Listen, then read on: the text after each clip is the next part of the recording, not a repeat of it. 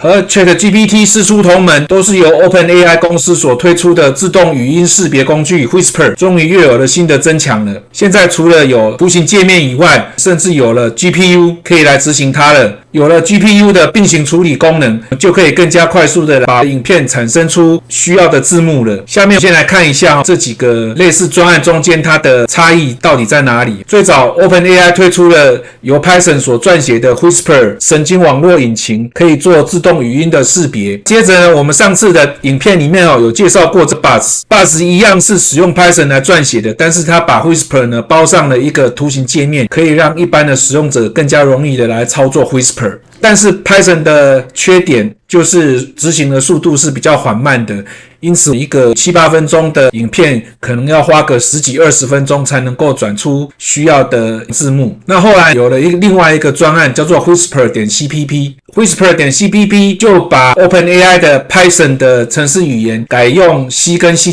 写成了另外的版本，透过 C++ 的命令行工具就可以更快速的来产生字幕了。现在呢又有另外一个专案叫做 Whisper Desktop，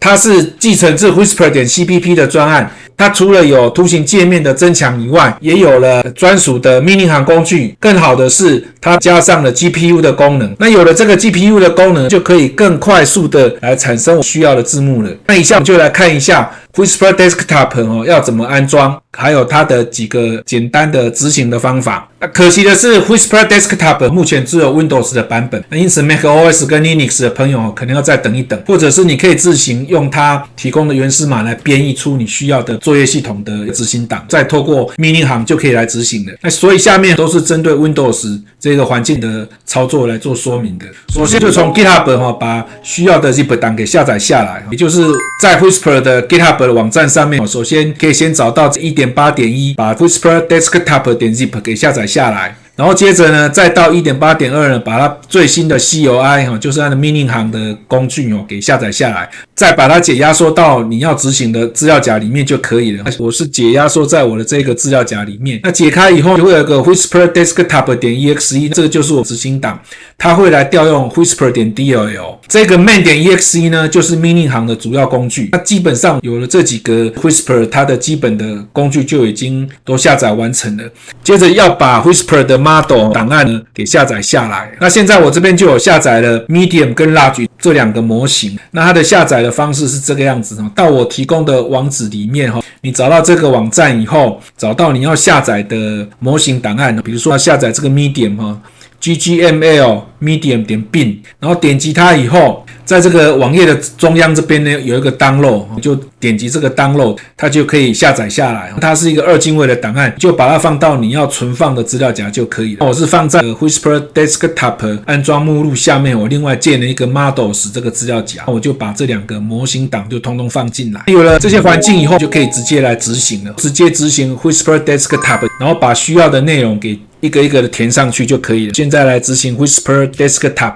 首先在第一个画面它其实是先回到上一个画面，它在第一个画面呢会要求你先来指定 model 的档名，就是把刚刚 models 里面下载下来的点并的档案指定给它就可以了。你有那 NVIDIA 的显示卡的话，记得把 GPU 给选择好。那基本上只要这样子做好设定，点击 OK 就可以了。那在第二个画面，先把影片的语言给选好，比如说我们是 Chinese， 所以就先选好 Chinese。它有这么多语言都可以来选择，然后接着再把影片档给选择好，接着指定输出的档案格式，它有文字档跟 SRT 这几个格式你可以来选择。那我们就选择字幕档的格式，然后把字幕档放在跟 MP4 的档案同一个资料夹，所以这个选项我打勾。这些栏位都已经输入完毕以后，就可以点击 Transcribe 来做产生字幕的功能了。我已经产生过了，就把它给覆盖掉。首先它会先把影片档产生成 WAV 的档案，那有了音讯的档案以后呢，它再从音讯档案里面透过 Whisper 产生出需要的字幕档。从这边可以看到这个 MP4 呢大概是600 MB，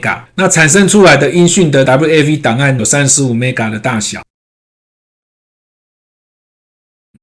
执行完毕以后，它会弹出一个统计的对话窗。那从这个对话窗里面可以看到，整个执行的时间是1分钟又40秒。那这样子就很快的把字幕给产生出来。那我们来看一下这一个字幕档。就是这一个 SRT 档案，把它给开启起来看一下。这个就是刚刚透过 Whisper Desktop 产生出来的字幕档。那基本上我觉得它的正确率算是蛮高的，它的断句是否正确，还有它这一些内容是否正确，就跟你的发音跟叙述有关了。有可能是我的发音不标准，因此它这个 ChatGPT 通通变成了 ChatGPT 了。我个人感觉是它的断句或者是词汇的正确性已经相当高了，透过它就可以很快的把 YouTube 的影片产生出需要的字幕了。除了可以使用图形界面来产生需要的字幕档以外，也可以使用命令行。命令行就是这个 main， 可以把需要执行的命令变成批次档，那到时候就可以直接用批次档就可以来简化操作的步骤。批次档里面第一个是要透过 FFmpeg 档案把 MP4 的档案转换成 WAV， 有了这个 WAV 的档案以后，再透过 main